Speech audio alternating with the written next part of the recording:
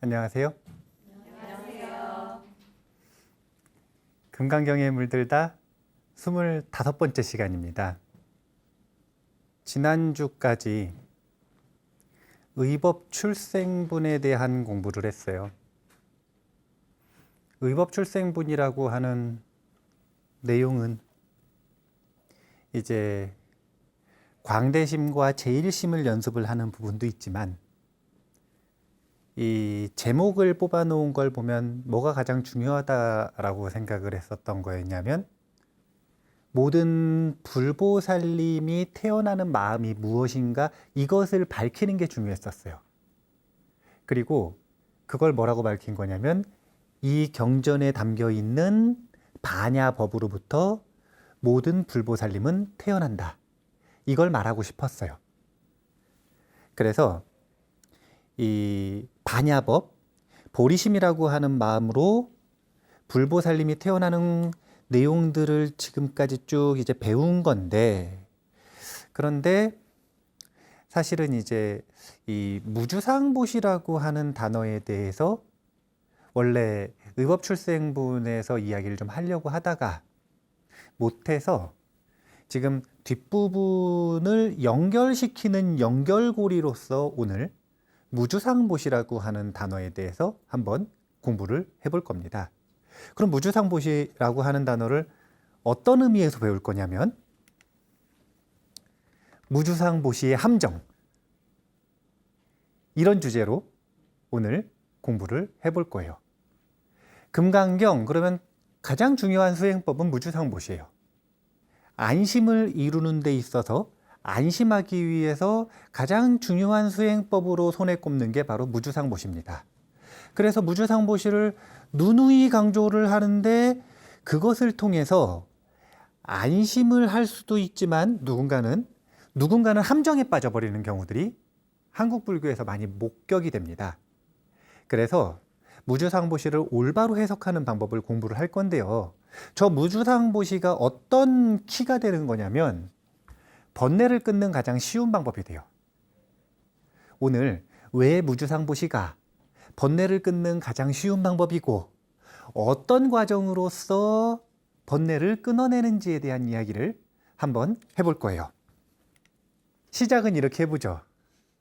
사람들이 많은 공간에서 갑자기 누군가가 노래 한 곡 해보라고 한다든지 갑자기 한마디 해보라고 한다든지 아니면 갑자기 뭐 춤을 춰보라고 한다든지 그러면 선뜻 일어나가지고 그 하라는 걸 하기가 쉬워요, 어려워요? 어려워요. 아니, 근데 생각을 한번 해보면, 자, 노래를 한다. 이게 어려운 일이에요, 쉬운 일이에요? 그냥 노래를 한다. 노래를 잘한다가 아니라 그냥 노래를 한다. 이건 쉬운 일인가요, 어려운 일인가요? 쉬운 일이요. 그 정도 자유는 우리에게 있지 않나요? 그 정도 자유는 있잖아요. 그런데 왜 사람들이 많은 데서 노래를 하려고 그러면 그 자유를 쓰지 못할까요? 노래를 못하도록, 일어서지 못하도록 잡혀 있는 것이냐면 족쇄가 있어요, 족쇄. 내면의 족쇄. 이것은 타인으로부터의 족쇄가 아니에요. 내면의 족쇄입니다. 그래서 불교에서 이야기하는 자유라고 하는 건 세상으로부터의 자유가 아니에요. 내면으로부터의 자유입니다. 우리가 해탈이라고 하는 게 있는데 망설이면 끝, 이 챕터의 첫 번째 문장에 해탈이라는 표현은 묶여있는 것을 풀어버리고 벗어나서 자유로워진다는 의미입니다. 이게 해탈의 정의예요. 해자가 풀어 헤칠 해자입니다. 탈은 벗어날 탈자예요. 그런데 내면에 족쇄가 있다 그랬죠? 이런 느낌이에요. 어떤 느낌이냐면, 자, 내면의 족쇄가 누구를 묶어요? 나를 묶죠? 자아가 있어요? 그러면 이 자아가, 그러니까 이 자아가 나라고 여기는 마음이 아침에는 기분 좋았다, 저녁에는 기분 나빴다. 다음날 슬펐다가 그 다음날 다시 마음이 즐거웠다가. 무슨 조증도 아니고 시시때때로 자신의 감정이 끊임없이 변화하는, 이걸 뭐라 그랬냐면 윤회라고 했습니다. 윤회는 죽은 다음에 지옥 가는 게 윤회가 아니라 그거보다 훨씬 근본적이고 직접 지금 이 순간 우리 눈에 보이는 윤회는 바로 이 마음과 감정의 변화예요. 그러면 이것이 뭐가 문제냐? 그렇게 변화하는 마음들을 견디질 못하는 거예요. 안 슬펐으면 좋겠고, 절망에 빠지지 않았으면 좋겠고, 기쁨은 사라지지 않았으면 좋겠고, 그 좋겠고 이 마음이 있어가지고 그렇게 안 될 때마다 안 그래도 마음과 감정이 오르락 내리락 하는데 거기다가 플러스 알파로 고통을 증폭시키는 거예요. 이래서 고통스럽다, 저래서 고통스럽다, 저래서 고통스럽다. 그런 걸 보고 윤회라고 하는데, 그러면 이것은 내가 지금 마음의 주인이라는 거예요? 아니면 마음이 번뇌에 지배당하고 있다는 거예요? 그러면은 지금 번뇌에 지배당하고 있다는 건 인연극 생각해보면은 번뇌가 이렇게 손을 이렇게 있으면 이렇게 실로 이렇게 연결이 돼가지고 자라고 하는 여기 인형이 있겠죠. 그래가지고 이렇게 꼭두각시 놀이를 할 거 아니에요. 그런 이미지를 한번 상상을 해보세요. 우리가 지금 그 꼴이거든요. 우리가 지금 그 꼴이에요. 지금 이렇게 해가지고 지금 우리가 조종당하고 있어. 그래서 제가 오늘 굉장히 중요한 걸 알려드리려고 하는 거예요. 그게 뭐냐면 자가 묶여가지고 번뇌로부터 이렇게 하려면 지금 여기 실이 이렇게 연결돼가지고 족쇄가 채워져 있어야 될 거 아니에요. 그 족쇄의 정체를 밝혀드리려고 해요. 부처님께서는 그 족쇄를 분명하게 밝히셨거든요. 그래서 오늘 이 자아에 연결된 다양한 족쇄들, 누가 나를 인형극처럼 가지고 노는가, 이 이야기를 한번 해보겠습니다. 족쇄는 10가지가 있어요. 불교에서는 5가지는 낮은 단계의 족쇄, 5가지는 높은 단계의 족쇄라고 합니다. 그래서 낮은 단계의 족쇄는 계금, 취견, 의심, 유신견, 일단 이름만 들어놓으세요. 그 다음에 감각적 쾌락에 대한 욕망과 적의, 적의는 분노를 얘기합니다. 그 다음에 높은 단계의 족쇄 5가지는 색계에 대한 가래와 무색계에 대한 가래, 그리고 자만, 들뜸, 무명입니다. 하나하나씩 쓰면서 간단하게만 설명해 볼게요. 자, 이렇게 반 나눠서 낮은 단계의 족쇄, 높은 단계의 족쇄 이렇게 쓸게요. 자, 일단은 첫 번째 낮은 단계의 족쇄는 의심입니다. 뭐 의심은 설명 안 해도 아시죠? 네. 아무거나 의심하는 거 아니고요. 사실은 저거는 원래는 법에 대한 의심을 얘기하는 거예요. 진리에 대한 의심. 그런데 그냥 좀 광범위하게 어차피 진리에 대한 의심을 하는 사람은 되게 아무거나 다 의심을 해요. 하나 의심하는 사람은 아무나 의심하거든요. 그러니까 그냥 일반적인 의심이라고 생각을 해도 좋습니다. 그 다음이 계금취견이라고 하는 게 있어요. 이제 이게 좁은 의미로는 인도에서 고행을 통해서 해탈할 수 있다고 믿는 사람들이 있었어요. 또 제사 지나면 해탈할 수 있다고 하는 사람들이 있었어요. 그런 전통에 이 집착하고 있는 마음을 끊어버리는 걸 계금취견을 끊었다, 이렇게 표현하는 거예요. 그런데 그건 좁은 의미고, 계금취견은 오답에 대한 집착이에요. 이것이 오답인데, 보면은 수능 잘 못 보는 사람들의 특징이 문제를 한 번만 푸는 걸 좋아해요? 2번, 3번, 4번 반복해서 푸는 걸 좋아해요? 한 번만. 반복해서 푸는 사람들은 오답 노트를 정확하게 적습니다. 그래서 어떻게 하냐면 다음에 오답을 안 적어요. 근데 한 번만 푸는 걸 좋아하는 사람은요, 한 번 풀고 다음에 또 오답을 또 적어요. 다음에 오답을 또 적어요. 다음에 오답을 또 적어요. 이게 뭐냐면 잘못된 전통이나 잘못된 견해에 끊임없이 집착하고 있는 거예요. 1번이 아니면 1번을 안 해야 되는데 다음에 또 2번, 3번, 4번 중에 뭔지 모르면 또 1번을 해. 그냥 익숙하다고. 계금취견. 그 다음에 유신견이라고 하는 게 있어요. 이건 뭐냐면 몸이 있다 이거예요. 그러면은 저건 뭐냐면 색수상행식 오온이라고 하는데, 색은 몸, 수상행식은 마음이에요.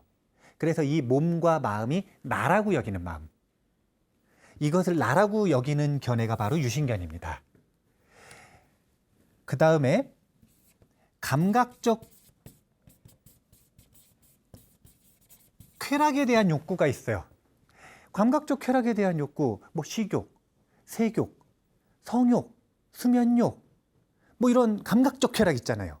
이런 감각적 쾌락을 즐기는 마음, 사실은 저거 많이 즐기잖아요. 예, 이런 거 탐욕,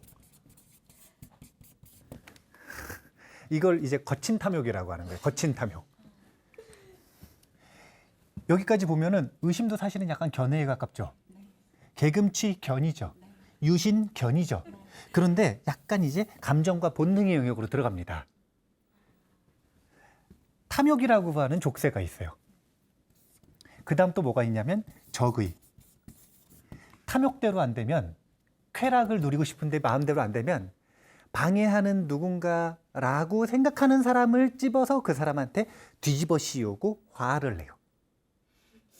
절대로 그 사람 때문이 아니라 나 때문인데 그 사람 때문이라고 뒤집어 씌워서 화를 내는 거예요. 이런 걸 적의라고 합니다. 자, 여기까지가 5가지. 이게 낮은 단계의 족쇄예요. 그 다음 높은 단계의 족쇄를 보면 색계에 대한 가래와 무색계에 대한 가래가 있어요. 이것도 탐욕인데, 이게 거친 탐욕이라면 이것은 미세한 탐욕이에요.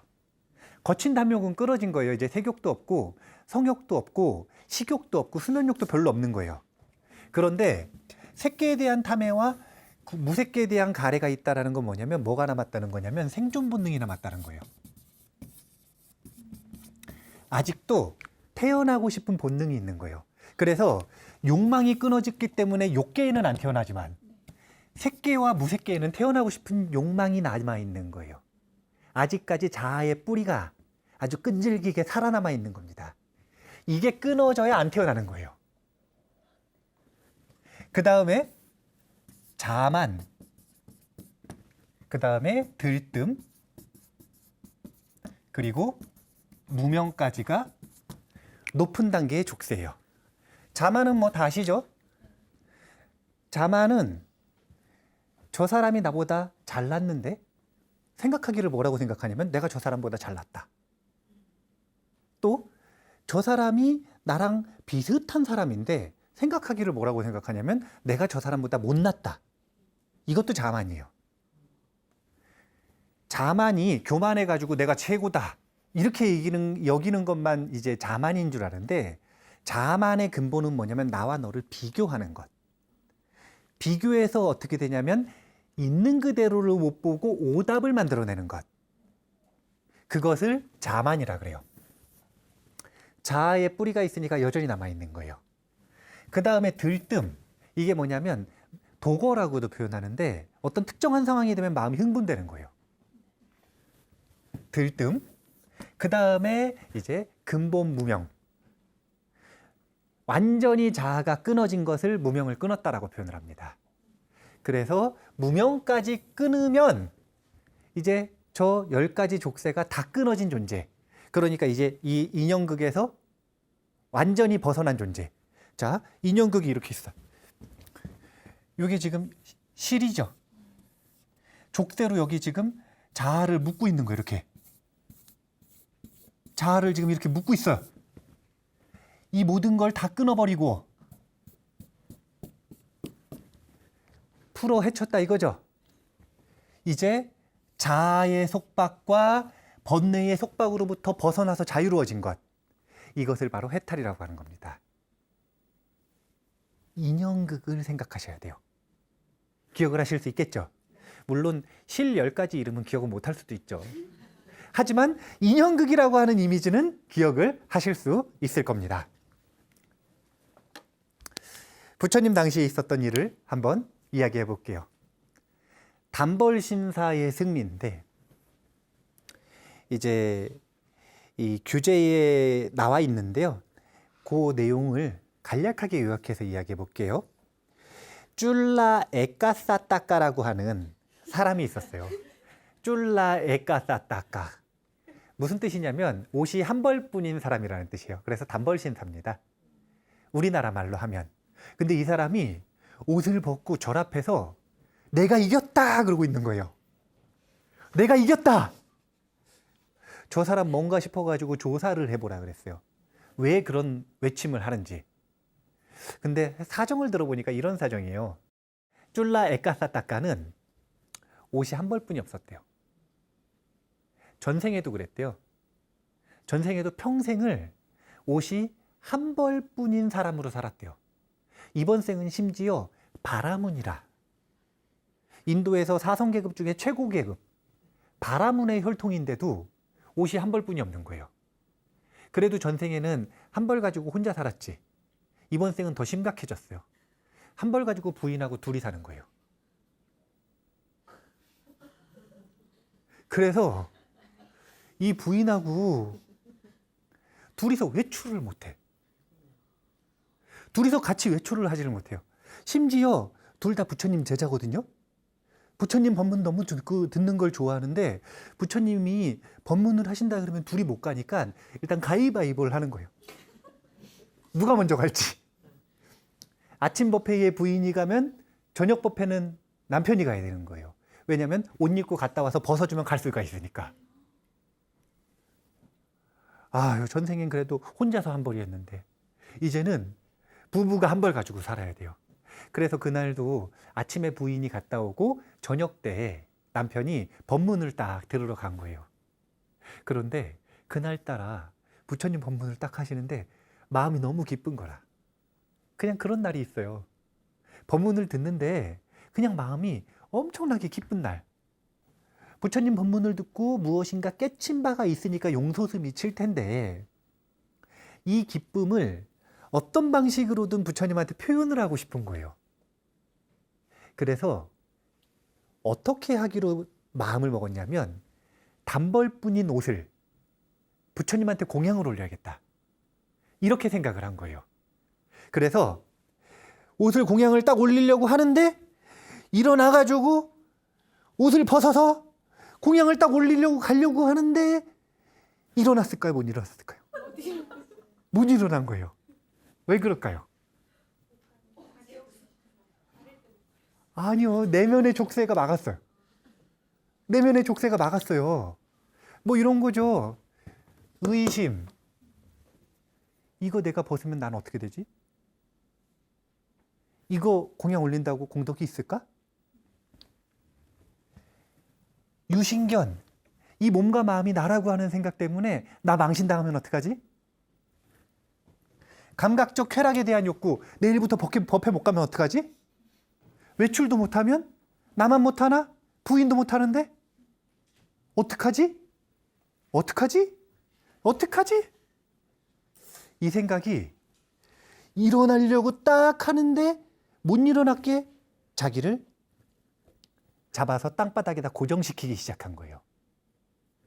그런데요, 이런 순간에는요, 빨리 일어나는 게 유리할까요? 아니면 조금 시간을 보내보는 게 유리할까요? 맞아요. 시간이 조금만 지나면 어떻게 되냐면 어떡하지의 이유가 점점 많아져요. 그래서 완전히 나를 설득하기 시작합니다. 그래서 사람들은 자기가 합리적으로 안 일어났다고 생각을 하지만 사실은 인연극에 완전히 조종당한 거예요. 그래서 고민이 시작됐습니다. 벗을까 말까, 벗을까 말까, 벗을까 말까.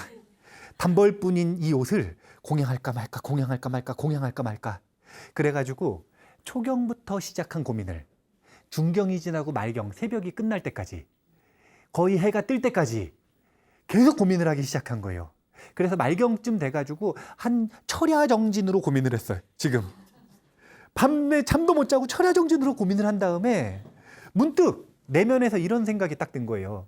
지겹다. 진짜 지겹다.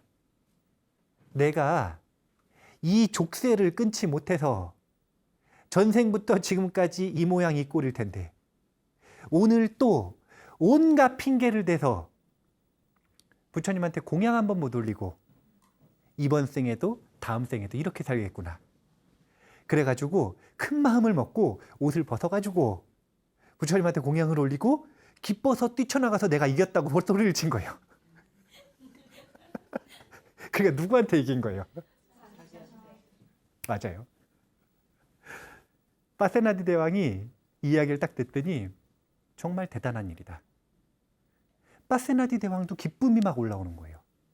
나는 못하는 일인데 이 도반이 그렇게 했다고 명령을 내려서 사종포상이라고 하는 걸 내리거든요.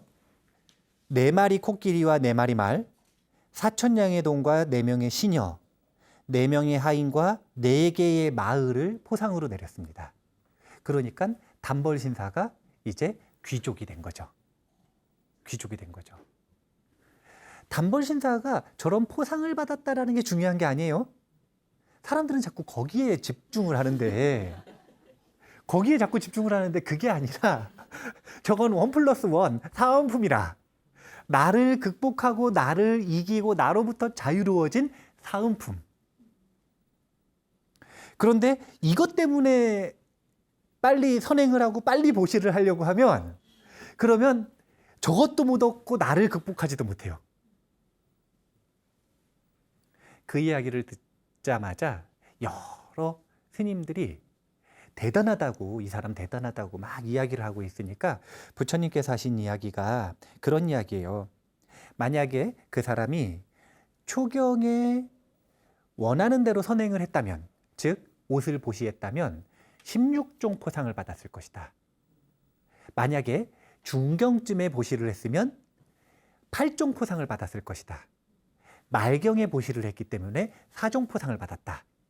그래서 말씀을 하시는 게 법구경 내용 중에 이런 문장입니다. 선행을 하려는 사람은 선행하려는 생각을 억누르지 말고 일어난 순간에 즉시 행해야 한다. 공덕을 더디게 행하면 보상이 따르기는 하지만 보상도 천천히 따라온다. 그러니 선행하려는 사람은 선행하려는 생각이 일어나는 즉시 행해야 한다. 선행하려는 사람은 선행하려는 마음이 일어나는 즉시 행해야 한다. 우리 모두 경험이 있을 거예요. 해볼까 하다가 내면의 자아로부터 설득된 경험. 보시뿐만이 아니라 정진, 공부, 기도 모든 게 마찬가지예요. 어느 날 갑자기 잠자다가 일어났는데 문득 기분 좋은 날이 있단 말이에요. 문득 신심이 나는 날이 있어요. 그냥. 이유가 어디 있어요? 그냥 갑자기 문득 갑자기 정진해보고 싶은 날이 있어요. 그런데 그 마음을 못 살리면 어떻게 되냐면 주저앉혀져 버리는 거예요. 번뇌의 족쇄로부터. 인연극을 또 시작해야 되는 거죠. 한 번이라도 그 인연극으로부터 저항을 해본 사람은 이제 무실에 이어온 이 인연극을 끝낼 수 있는 길이 열리기 시작하는 거예요. 그런데 단 한 번도 여기에 저항하지 못한 사람은 자기가 그러고 있다라는 것도 꿈에 또 모른 채 무한한 세월을 인연극으로 낭비하면서 사는 겁니다. 그러지 않으려면 선행은 즉시 행해야 한다. 그런데 여기서 보면 언제 행했느냐에 따라 포상이 달랐죠. 포상이 다르다는 건 공덕의 크기가 다르다는 거죠. 이게 바로 삼륜청정이라고 하는 보시 공덕을 얼만큼 크냐 마냐를 구분하는 기준이에요. 우리가 선을 행하려고 하는 마음이 일어났다가도 머리를 굴리기 시작하면 이미 끝이라. 못할 가능성이 굉장히 높아요. 그런데 머리를 구르기 전에 이미 일어나가지고 실천을 해버리면 그걸 보고 뭐라 그러냐면 아무 생각 없이 그냥 일어나서 실천을 해버렸죠. 이걸 보고 무주상이라고 이야기하는 거예요. 이걸 보고 청정하다라고 얘기하는 겁니다. 그래서 얼마나 빨리 일어났느냐 이건 뭐냐면 얼마나 망상을 덜하고 얼마나 생각 없이, 그러니까 이 생각 없이라는 게 아무 생각 없이 이런 뜻이 아니라 저항에 대한 생각 없이 얼마나 청정한 마음으로 일어났느냐 이 얘기를 하는 거예요. 그러면 성인과 범부의 차이가 무엇인지를 알아야 성인과 범부가 차이가 무엇인지를 알아야 우리는 지금 범부인데 어떻게 하면 성인이 되는지를 알 거 아니에요. 그렇겠죠? 그러면 성인이라고 하는 존재는 뭐냐면 이 10가지 족쇄 중에서 하나라도 끊으면 그걸 성인이라고 하기 시작합니다. 이 10가지 족쇄를 단 하나도 끊지 못하면 그걸 범부라고 하는 거예요. 이게 전통적인 부처님의 성인과 범부의 구분법입니다. 이걸 하나하나 끊기 시작하면 수다원, 사다함, 아남, 아라한이라고 하는 성인으로 변하는 거예요. 그러면 성인과 범부의 차이는 뭐냐면 성인은 결국 뭐냐면 범부에서 족쇄를 뺀 거 아니에요. 이거 공식을 알아두셔야 돼요. 성인은 범부 빼기 족쇄라. 성인은 범부 빼기 족쇄.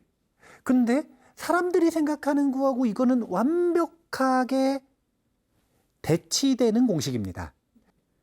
성인이 되고 안심을 하고 행복해지고 부처님 되고 의식의 수준이 높아지고 자아가 발전하고 자기 완성의 길로 나아가고 이 모든 길은 사실은 무엇을 얻어야 되는 길이 아니라 빼는 길이에요. 부처님은 저 빼는 길조차도 정말 단순하게 정리하신 거예요. 10가지 족쇄만 빼라. 우리는 모자르는 사람이 아니라 넘치는 사람이에요. 넘쳐서 버려야 되는 사람. 우리는 모자라서 얻어야 되는 사람들이 아니라 범부는 넘쳐가지고 버려야 되는 사람이에요. 일단 저 공식은 기억해 두세요. 성인은 범부 플러스가 아니라 빼기 족쇄다. 핵심이 되는 게 뭐가 있냐면 자, 족쇄가 이런 족쇄들이 있다는 건 알았다고 쳐요. 그럼 이제 정보를 들은 거죠. 그래가지고 어떤 상황이 됐을 때 의심이 일어나는데 자기가 들은 게 있으니까 이게 의심이구나. 이렇게 알 수가 있겠죠. 이게 탐욕이구나. 이게 증오, 적의구나. 그런데 이게 그거구나라고 알았다 그래서 그게 끊어져요, 안 끊어져요? 그걸 끊기 위해 필요한 게 바로 무주상보시의 칼입니다. 가장 쉽게 족쇄를 끊어내는 칼이 바로 무주상보시예요. 저 무주상보시가 많은 사람들이 무주상보시 할 때 이 보시가 그냥 이 자신의 소유물을 누군가에게 주는 것, 베푸는 것 이런 보시인 줄 아는 거예요. 그런데 금강경 속에서의 보시는 육바라밀을 얘기합니다. 자, 보시에는 3가지 종류가 있죠. 재보시와 무해보시와 법보시. 그러면 육바라밀 중에 보시바라밀은 재보시에 해당이 돼요. 이건 너무 당연하죠? 그냥 너무 쉽게 받아들여지는 이야기잖아요. 그 다음에 무해시라고 하는 건 뭐냐면 지게바라밀과 인욕바라밀입니다. 막 도덕을 안 지키고 범죄를 저지르는 사람이 계율을 지키기 시작했어요. 주변 사람들이 안심을 해요, 안 해요? 하죠? 막 승질을 내던 사람이 갑자기 성질을 안 내요. 그럼 가족들이 안심을 해요, 안 해요? 그래서 계율을 지키고 인욕을 하는 것만으로도 주변 사람들에게 두려움을 없애는 안심보시를 하는 거라. 그 다음에 설명하시는 방식이 굉장히 재밌는데 정진과 선정과 반야바라밀은 법보시라고 해요. 이걸 설명하시는 방식이 이래요. 정진하지 않고 선정력이 없고 지혜가 없는 사람이 무슨 법보시를 하겠는가? 아니 무슨 법을 보시하겠는가? 그래서 정진하고 선정을 닦고 반야를 닦는 건 다른 게 아니라 보시할 법을 만들기 위해서 노력하는 것이기 때문에 그거 자체가 법보시라는 거예요. 그러니까 무주상 보시를 한다. 이건 뭐냐면 결국은 육바라밀을 무주상으로 닦아 나간다라는 거예요. 무주상 무슨 뜻이냐면 집착 없이. 그래서 저 무주상 보시를 올바로 해석할 줄 알아야 돼요. 이제 보시라고 하는 것을 할 때 그 보시가 어려운 게 있고 쉬운 게 있는데 재보시라고 하는 건 결국은 뭘 주는 거냐면 소유물을 주는 거예요. 무해시의 극치는 목숨입니다. 그리고 법보시는 공덕이에요. 그래서 금강경 속에서도 보면 처음에 보시에 대한 걸 물어보실 때 뭐부터 물어보시냐면 칠보를 가득 채워서 보시하는 걸 제일 먼저 물어보시죠. 보석을 보시하는 걸 물어보시잖아요. 그거의 극치가 뭐냐면 삼천대천세계에다 가득 채웠다 이거 아니에요. 그거보다 더 넘어가요. 이제는 겐지스 강에 모래알 수만큼 삼천대천세계가 있는데 근데 아무리 뻥튀기를 해봐야 결국은 뭐 보시하겠다는 거냐면 소유물, 보석을 보시하겠다는 거잖아요. 근데 그것보다 더 어려운 걸로 이야기를 하는 게 뭐냐면 이번에는 아침, 점심, 저녁으로 목숨을 보시한대요. 하나밖에 없는데 다음 생에도 보시하고 그 다음 생에도 보시하고 그 다음 생에도 보시하고 누군가를 위해 끊임없이 목숨을 보시하는 거예요. 이게 보석 보시하는 것보다 어려울까요? 쉬울까요? 어렵겠죠. 점점 난이도가 높아져요. 금강경 속에서 점점 난이도가 높아지는 질문들을 합니다. 이거 보시할 수 있냐고. 그 다음 무슨 보시를 말하는 거냐면 법보시를 얘기하는 거예요. 근데 이 법보시라고 하는 건 뭐냐면 성불의 길을 가고 싶은 보살들이 공덕이 필요한데 그 공덕을 보시할 수 있느냐 이거예요. 성불의 길을 가고 싶은 이들에게는 이제 소유물도 별로 의미가 없고 빚을 발했어요. 이제 목숨도 보시할 수 있어요. 그런데 뭐가 남았냐면 성불에 대한 욕심이 남아있기 때문에 이 성불로 나아가는 원동력인 공덕을 보시할 수 있느냐. 지금 이렇게 점점 제1이 무엇인가, 제1 어려운 게 무엇인가, 제1 공덕이 큰 게 무엇인가를 묻는 보시의 피라미드가 있는데 소유물을 보시하는 게 가장 넓다라는 건 무슨 뜻이냐면 가장 쉽다는 거죠. 그 다음 어려운 게 목숨, 그 다음 어려운 게 공덕이라는 거예요. 이제 가치체계가 안 바뀐 사람들은 자, 공덕을 회양해 주실래요? 그러면 네 그런단 말이에요. 너무 쉽게 네 그런단 말이에요. 그런데 이 전재산을 가져오실래요? 그러면 그건 못한단 말이에요. 전재산은커녕 그 가지고 있는 귀걸이 선물할 수 있나요? 그러면 공덕을 회양하는 것처럼 쉽지는 않아요. 그러니까 그건 가치체계의 차이인데 이건 지금 점점 보살의 마음을 닮아갈 때 어려운 순서를 얘기를 하는 겁니다. 그리고 그것에 따라서 공덕의 크기를 나누고 있는 거예요. 이거는 무슨 얘기를 하는 거냐면 여기서부터 일로 이렇게 올라가는 보시바라밀의 연습을 할 때 우리는 무주상보시를 점점 더 연습을 하게 된다는 거예요. 무주상보시라고 하는 건 무슨 뜻이냐면 가장 기본적인 무주상보시는 부처님 당시에 부처님의 제자들이 항상 마을로 나가서 탁발을 하셨단 말이에요. 그럼 탁발을 나가시면은 바루를 딱 들고 찻집에 가가지고 이렇게 기다리고 있어요. 그러면 찻집에 있는 보살님이 이제 공양을 준비를 딱 해서 이 부처님 제자들이 왔다고 스님들 오셨다고 이렇게 가가지고 밥숟가락으로 이렇게 2숟갈 정도 바루에다가 공양을 올려요. 몇 숟갈 올리냐면 2숟갈 정도 이렇게 공양을 올려요. 그러면 내가 저 스님한테 오늘 밥 2숟가락 공양 올렸다. 이런 잘난 척하는 마음이 생길까요? 안 생길까요? 밥 2숟가락 공양 올리고 나서 나는 오늘 저 스님한테 밥 2숟가락 공양 올렸다. 가계부에다 막 기록하고 남들이 물어볼 때 막 잘난 척하고 이런 마음이 생길까요? 안 생길까요? 그것보다는 오히려 자기가 그날 밥 2숟가락 공양 올린 것조차 완전히 잊어버릴까요? 안 잊어버릴까요? 잊어버릴 가능성이 높겠죠. 이걸 보고 흔적 없는 보시 무주상보시라고 하는 거예요. 그런데 밥 2숟가락은 쉬운데 다이아몬드 2개는 쉬울까요? 어려울까요? 어렵겠죠. 공양을 올리고 나면 다이아몬드 내가 2개를 공양을 올렸는데 나에겐 어떤 공덕이 생길까? 저 사람이 날 알아줄까? 다른 사람한테 얘기를 할 수 없을까? 입이 간질간질하면서.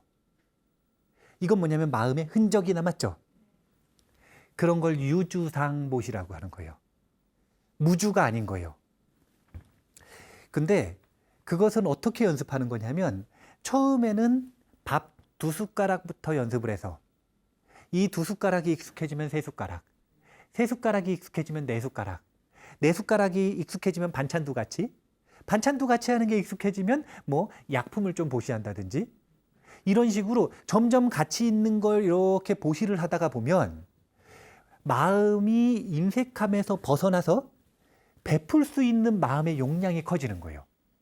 그래서 나중에는 집 한 채를 보시하고도 자기가 집 한 채를 보시했다는 생각조차 없는 거예요. 입보살행론엔 그렇게 표현을 해요. 이 집신, 지푸라기부터 보시하는 연습을 해서 점점 그 보시의 양을 키워나가다 보면 나중에는 목숨조차 지푸라기처럼 보시할 수 있다. 그게 바로 보살의 보시바라밀의 완성이에요. 이 얘기 무슨 얘기냐면 처음부터 큰 걸 보시한다는 거예요? 아니죠. 작은 것부터 연습한다는 거죠. 그렇게 해서 무주상보시의 용량을 키워나가면 나중에는 목숨조차도 그리고 깨달음을 향해 꼭 필요한 공덕조차도 보시할 수 있는 순간이 온다는 겁니다. 그래서 사실은 무주상보시엔 용량이 있다는 걸 아셔야 돼요. 보시를 하면서 자신의 용량보다 큰 걸 보시를 하면 당연히 욕심이 좀 날까요, 안 날까요? 당연히 원하는 게 좀 생길까요, 안 생길까요? 좀 생기겠죠? 예, 거기에 대해서 죄책감을 갖지 말라는 거예요. 부처님은 인도에서 살아가신 부처님은 제가불자들에게 보시를 받아주시면서 단 한 번도 바라는 바 없이 보시해야 된다라고 강요하신 적이 없어요. 오히려 뭐라고 얘기하시냐면 원하는 게 무엇인가? 원하는 게 무엇인가? 말, 먹이, 지푸라기 있죠? 그걸로 부처님 진흙 위에 앉아 계시면은 방석하시라고 요 풀을 이렇게 깔아드린단 말이에요. 보시잖아요. 그러면 풀을 조금 보시받고도 물어보시는 거예요. 원하는 게 무엇인가? 그럼 원하는 게 있으면 그 발언대로 되기를 축원한다라고 얘기를 해주시는 거예요. 그러니까 사실은 보시를 하면 원하는 게 있는 것, 서원이 있는 것, 발언이 있는 게 너무 당연한 게 인도 부처님, 인도 사회에서의 부처님의 문화입니다. 처음부터 말도 안 되는 무주상보시를 연습해야 된다. 아무것도 바라지 않고 보시해야 된다. 이런 폭력적인 강요를 하신 적이 없다는 거예요. 우리가 나는 속물인가 저런 생각에 쏘구시면 안 돼요. 발언이 있는 게 당연하다. 그렇게 해서 보시할 때 발언이 있고 그 발언을 이루면 재미가 있어요, 없어요? 그럼 더 큰 보시를 할 수 있을까요, 없을까요? 이렇게 돼야 되는데 보시를 하면서도 아유 내가 이게 바라는 게 있으면 안 되는데 나는 이거 죄를 짓는 것 같기도 하고 바라는 게 없는 척을 해야 되는데 이렇게 하면은 뭔가 좀 공덕을 깎이는 것 같기도 하고 나 이렇게 지옥 가는 거 아닌가 이런 마음이 있으면 다음부터 보시하고 싶어요, 안 하고 싶어요? 그래서 한국 불교가 어려워진 거라. 그놈의 무주상보시 이거를 잘못 해석해가지고 결국은 불교에서 뼈대가 되는 건 진리에 대한 법에 대한 소유겠지만 법이 있는 사람이 있는가 없는가 이게 굉장히 중요하겠지만 그것 말고 세력을 형성하는 것 이것은 경제거든요. 경제. 얼마나 제가불자들이 열심히 승단을 서포트하는가. 근데 정말 안타깝게도 금강경에서 무주상보시를 너무 많이 반복해서 얘기하지만 즉 소위경전 속에서 보시바라밀을 정말 자주 얘기하지만 한국 불교만큼 보시에 인색한 베푸는 것에 인색한 세계적인 종교가 거의 없어요. 세계적으로 한국 불교만큼 보시에 인색한 그런 종교가 거의 없어요. 이게 바로 무주상보시의 함정이에요. 개인적으로는 보시바라밀의 생명이 끊어져 버리고 왜? 나는 속물인가? 자꾸 이런 생각을 하게 되니까. 그리고 개인적으로 뿐만이 아니라 불교 전체 승단의 입장에서는 서포트가 안 되니까 스님들이 돈 버는 데 신경을 써야 되는 거예요. 수행 못하고. 그러면 결국엔 뭐까지 끊어지는 거냐면 법까지 끊어져 버리게 되는 거예요. 이런 악순환을 만들어내는 데 있어서 저 무주상보시의 함정, 저 무주상보시를 잘못 해석하고 있는 것, 저것이 한몫했다라는 걸 알고 계셔야 돼요. 자, 내용 정리하겠습니다. 오늘 중요한 내용이 있었어요. 인연극. 그래서 제가 족쇄의 정체를 알려드렸어요. 그리고 나서 뭐라 그랬냐면 범부가 성인이 되는 길은 얻는 길이라 그랬나요? 버리는 길이라 그랬나요? 그래서 저 공식 외우셔야 됩니다. 성인은 범부 빼기 족쇄다. 쉽죠? 예, 참 쉬워요. 예, 성인은 범부 빼기 족쇄다. 그리고 바라는 바가 있으면 당당하게 스스로의 발언을 마음속에 품고 기도하고 공덕 짓고 수행하는, 그래서 그걸 꼭 이루는 그런 힘 있는 불자가 될 때 한국 불교가 발전할 수 있어요. 좀 재산도 많고 명예도 좀 얻고 각 분야에서 성공도 좀 하고 이런 재가 불자가 많아야, 그래야 서포트를 잘 할 거 아니에요. 이런 힘 있는 종교가 돼요. 힘 있는 종교. 물론 너무 탐욕을 부리면 안 되지만 그래도 힘 있는 종교가 되려면 보시공덕이 크다라고 하는 걸 꼭 기억을 하셨으면 좋겠습니다. 자, 그러면 오늘 인연극의 정체를 이야기를 했으니까 다음 시간에는 이제 저 인연극 속에서의 족쇄를 끊어나가는 과정에 대한 이야기를 한번 해볼게요. 그 내용이 일상무상분에서 이제 본격적으로 나오거든요. 한번 깨달음의 과정이 어떻게 되는지 이야기를 다음 시간에 하는 걸로 하고 오늘은 이만 마치겠습니다. 감사합니다.